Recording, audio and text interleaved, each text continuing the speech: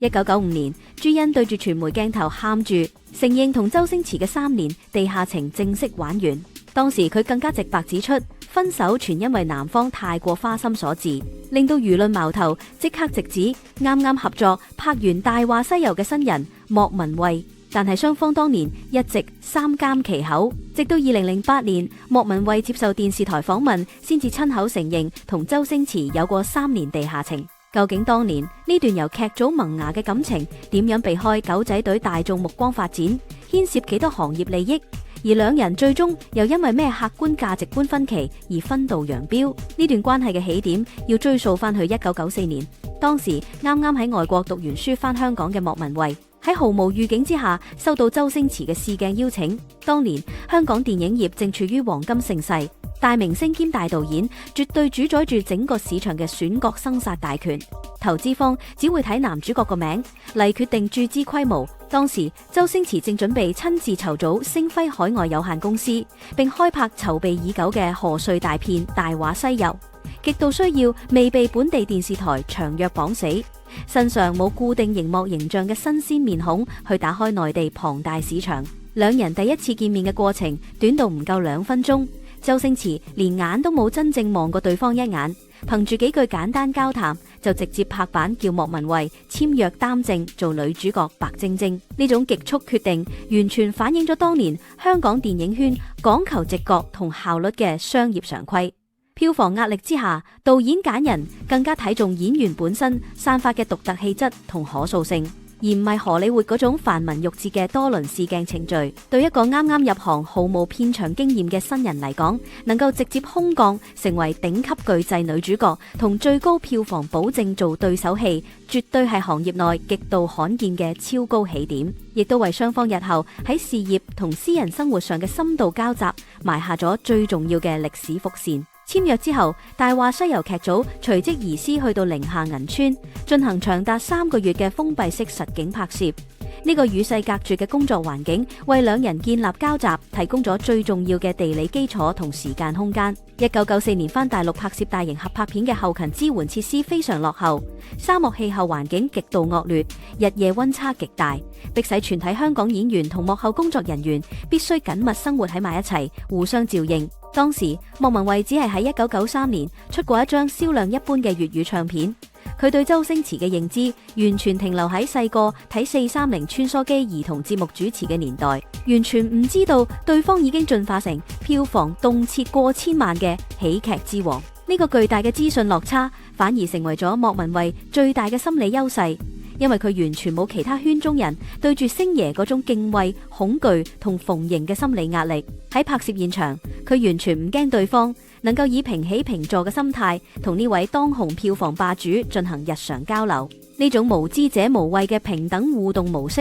徹底打破咗周星馳身邊一直以嚟權力極度傾斜嘅社交生態，令到雙方可以喺漫長而枯燥嘅拍攝空檔入面建立起超越一般導演同新人之間嘅真實溝通渠道，直接促成雙方關係嘅進一步升華。雖然喺《大話西遊》入面，莫文蔚飾演嘅白晶晶同至尊寶愛得轟烈，但係現實嘅發展時間線就成為日後公關風暴嘅核心爭議點，亦係大眾最關注嘅道德痛點。針對當年朱茵引發嘅第三者指控，莫文蔚喺2008年嘅公開聲明入面提供咗非常嚴格而且具備邏輯支撐嘅時間線抗辯。佢明確指出，喺銀川3個月拍攝期間，兩人絕對冇產生任何私人感情，因為當時成個劇組日日夜夜都逼住喺同一個狹窄嘅酒店空間，所有行程都係集體行動，根本冇發展地下情或者秘密約會嘅客觀條件。直到整套電影殺青，大家各自返到香港，恢復正常社交生活之後，雙方先至真正開始有單獨約會，而且係由周星馳主動開口打電話邀約。呢個精確嘅事件排序非常關鍵，喺邏輯同客觀環境上，直接將佢自己嘅戀愛起點同男方上一段高調感情嘅破裂期切割開嚟，試圖用嚴謹嘅時序證據去洗脫多年嚟背負嘅橫刀奪愛罪名，將成件輿論爭議重新拉回理性嘅事實層面，而唔係任由外界憑空捏造劇情。當兩人正式開始單獨約會之後，佢哋面對嘅最大難題就係點樣喺全天候追蹤嘅香港狗仔隊鏡頭之下維持呢段見唔得光嘅地下情。90年代中後期，香港娛樂八卦雜誌嘅跟蹤戰術去到最瘋狂嘅階段，頂級明星根本冇可能隨便行入一間餐廳食飯而唔被偷拍。周星馳為咗避開狗仔隊耳目，採用咗一套非常經典而且高成本嘅演藝圈轉移視線策略，就係大規模群體掩護。因為周星馳本人非常中意品嘗頂級紅酒，亦都好享受大班人圍埋一齊嘅熱鬧氣氛，所以佢哋嘅拍拖節目永遠都係一大班電影幕後人員、投資老闆同圈中好友一齊食飯同睇戲，將真實嘅兩人戀愛關係隱藏喺龐大嘅應酬飯局入面。既可以保護男方極度依賴單身黃金漢形象嘅票房號召力，同時亦都確保莫文蔚剛起步嘅星途唔會被傳媒貶低為星爺背後嘅女人。呢套精密嘅公關操作手法，充分展現咗當年電影大亨點樣利用資源去操控傳媒視線，成功將一段長達3年嘅戀情完美隱形於公眾目光之外。喺呢啲一大班人嘅聚會掩護之下，兩人之所以能夠真正行埋一齊，關鍵係於雙方對演藝才華嘅高度互相欣賞同深層次精神共鳴。莫文蔚曾經公開表示，最吸引佢嘅地方就係周星馳身上嗰種屬於絕對天才級別嘅電影觸覺同節奏感。業內人士都好清楚，喜劇係所有電影類型入面最難拿捏節奏嘅一環。莫文蔚敏銳地睇穿咗搞笑表面背後所需要嘅精密邏輯計算同場景調度能力，越深入了解就越覺得呢個男人嘅腦袋絕不簡單。相反，周星馳平時表達方式極度跳脫怪異，跳躍性思維令到好多傳統演員根本跟唔上佢嘅節奏。但係接受西方高等教育、性格直率嘅莫文蔚思維非常開放，佢完全能夠解碼周星馳嗰啲奇特嘅表達方式同隱喻。呢種毫不費力嘅對話頻率，為周星馳帶嚟咗前所未有嘅新鮮感，令兩個完全不同背景嘅人喺思想層面達到咗罕見嘅對等交流，建立起一段基於互相崇拜同理解嘅穩固關係。呢種精神上嘅絕對契合，好快就由私生活延伸到大銀幕製作，令莫文蔚順理成章成為周星馳往後幾年最重要、最無可替代嘅御用女主角。由食神入面街知巷聞嘅雙刀火雞姐，去到回魂夜嘅失戀女主角同算死草嘅悲劇妻子，呢段地下情直接催生咗香港電影史上一連串票房神話。喺香港電影極度壓縮嘅運作體系入面，導演擁有一個完全信任自己、節奏而且無需反覆溝通嘅對手，可以慳翻數以百萬計嘅拍攝成本同寶貴時長。莫文蔚為咗成就男友極致嘅藝術追求，甘願徹底摧毀自己高學歷靚女嘅神壇形象，戴上極度誇張嘅假牙同一條長長嘅刀疤去演繹最底層嘅醜角。呢種毫無底線嘅專業付出，絕對係建立喺極度深厚嘅私人信任同情感基本之上。頂級創作者將戀愛關係同商業製作完美綁定，成功將私人情感轉化為極具商業價值嘅文化符號，成就咗雙方事業同默契嘅最高峰，亦都證明咗兩人當時嘅利益同目標已經緊密交織到冇辦法分割嘅地步。除咗電影製作上嘅深度綁定，周星馳更憑住佢對娛樂圈宏觀市場嘅敏銳觸覺，直接介入並徹底改變咗莫文蔚成個演藝生涯嘅發展軌跡。當年香港本土電影市場開始出現外資撤退同結構性萎縮嘅危機，而整個亞洲嘅華語流行音樂市場就正處於最蓬勃嘅爆發期。周星馳強烈建議莫文蔚將事業重心由影壇轉向歌壇發展。呢個絕對唔係普通情侶之間食飯時嘅閒話家常，而係一個極具商業計算同大局觀嘅戰略部署。喺南方強大嘅行業、網絡同資源搭路之下，莫文蔚正式進軍台灣國語唱片市場，最終憑住獨特嘅聲線同強烈嘅個人風格，成功轉型為一代亞洲天后。呢段歷史充分證明，兩人嘅關係遠遠超越咗普通嘅男女情愛。周星馳喺莫文蔚嘅生命入面，同時扮演住獨具慧眼嘅伯樂、冷靜嘅事業導師同強大嘅幕後推手等多重極具分量嘅行業角色，對女方往後30年嘅星途產生咗不可磨滅嘅深遠影響。不過呢個極具前瞻性嘅跨地域事業決定，客觀上亦都成為咗兩人關係走向終結嘅物理催化劑同不可逆轉嘅致命傷。自從1997年開始，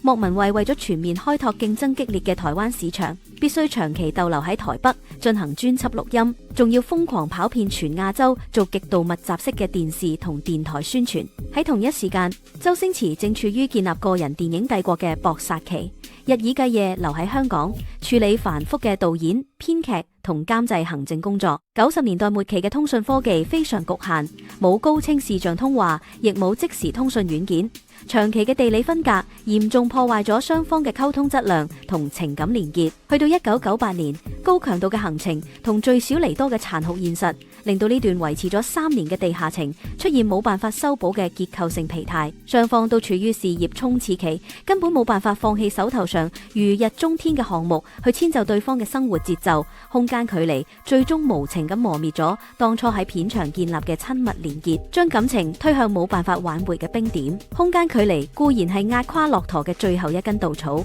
但真正令到雙方冇辦法跨越嘅鴻溝，其實係兩人對未來人生藍圖同婚姻家庭結構嘅根本性分歧。周星馳雖然喺電影創作上極度前衛顛覆，但骨子裏對婚姻嘅睇法卻充滿傳統東方父權色彩同保守主義。佢明確要求未來老婆必須全面退出充滿是非嘅娛樂圈，乖乖地留喺屋企，相夫教子，負責打理家族事務，絕對唔可以再拋頭露面或者經營自己嘅事業。呢種白手興家、大亨常見嘅家庭期望，完全踩中咗莫文蔚嘅人生紅線。莫文蔚清楚知道自己嘅終極目標就係享受表演，熱愛鎂光燈下嘅舞台。佢絕對唔會為咗成為任何大人物嘅附屬品而放棄獨立女性嘅事業追求。呢種價值觀上嘅硬碰硬，注定咗兩人嘅關係只能夠停留喺拍拖階段。任何通往婚姻殿堂嘅推進，都會直接觸發雙方底線嘅全面崩潰，令到分手成為唯一符合雙方長期利益嘅理性選項。莫文蔚對演藝事業嗰種極度純粹同專一，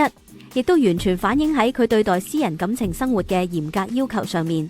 兩者之間存在住高度一致嘅底層邏輯。佢接受訪問時表示，自己為咗表演可以大膽剃光頭，甚至全裸上陣，但面對感情選擇就絕對唔會追求刺激狂野。佢明言，兩個人拍拖就必須要100%認真同專一對待大家。一旦確立關係，就唔容許有任何灰色地帶，否則就只係浪費緊雙方寶貴嘅青春同營運成本。呢種對情感忠誠度嘅極端潔癖，同當時身處權力核心，每日面對無數誘惑同應酬嘅周星馳，形成咗強烈對比。要求一個處於權力巔峰嘅電影大亨提供完美無瑕嘅情感專注，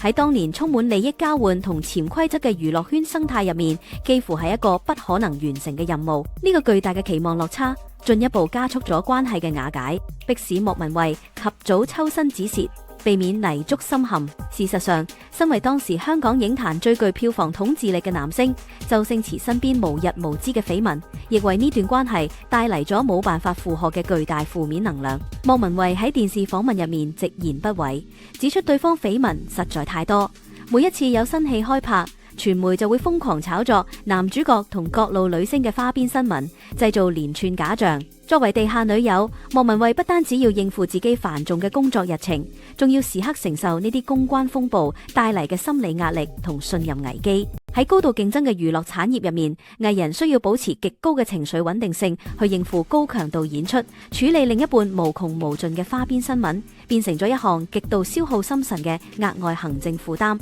當感情帶嚟嘅負面情緒消耗遠遠大於互相扶持嘅價值時，用最理性嘅商業邏輯去斬纜，終止無止境嘅內耗，就成為保護自己演藝事業嘅必然決斷，亦顯示出莫文蔚過人嘅果斷同清醒。經歷咗3年高度壓抑嘅地下情同最終嘅理性分手，兩人並冇好似娛樂圈常見嘅狗血劇本咁樣反目成仇，反而向大眾展示咗一套極度成熟嘅同行默契。分手之後長達10年嘅時間入面，雙方都堅守嚴格嘅行業道德，對呢段關係隻字不提，完美保護咗大家嘅商業形象同市場價值，避免被傳媒利用嚟做文章。呢種體面而克制嘅處理手法，為日後嘅世紀破冰留低咗最重要嘅轉換餘地。去到2016年，相隔整整15年冇任何工作交集之後，周星馳親自出面邀請莫文蔚為佢執導嘅賀歲巨製《美人魚》獻唱主題曲《世間始終你好》。呢次史詩級嘅重新合作，證明咗雙方對彼此才華嘅底層尊重，完全經得起時間考驗。成功將一段失敗嘅私人戀愛關係升華為受萬人敬仰嘅終生藝術盟友，喺細膩嘅娛樂圈入面樹立咗一個教科書級別嘅和平分手典範。綜合上述所有已經公開嘅行業背景同當事人親口供詞，我哋可以清楚對比出呢單娛樂圈懸案入面各方說辭嘅邏輯、矛盾同客觀證據。當年朱茵高調爆喊嘅公關操作，成功利用大眾對弱者嘅同情心，先入為主將莫文蔚鎖死喺第三者嘅道德審判台上面，令輿論一面倒。但係只要冷靜拆解《大話西遊》嘅拍攝時間表同90年代大陸取景嘅惡劣後勤條件，就會發現莫文蔚提出嘅不喺場證明具備極高嘅合理性。劇組密集嘅集體生活根本冇提供出軌嘅隱蔽空間，而兩人返到香港之後，先開始單獨約會嘅時序，亦都喺法理同邏輯上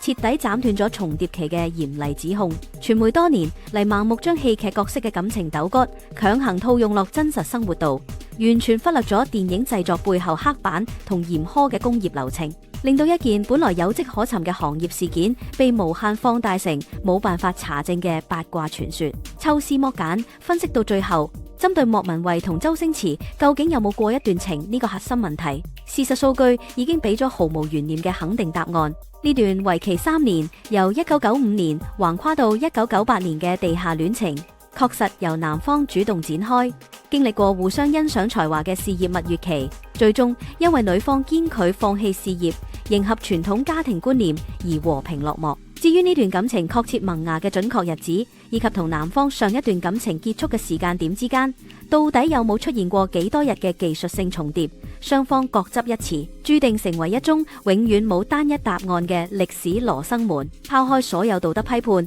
呢段關係其實係一塊最殘酷嘅照妖鏡，清清楚楚反映出頂級藝人喺事業、野心、傳媒監控同傳統性別期望之間，到底需要面對幾多冇辦法妥協嘅結構性死局，絕對唔係一句簡單嘅愛與唔愛就可以輕易概括。唔知大家對莫文蔚同周星馳呢段3年地下情又有啲咩睇法呢？歡迎喺留言區分享你嘅意見。多謝大家收睇娛樂真相館，我哋下次再見。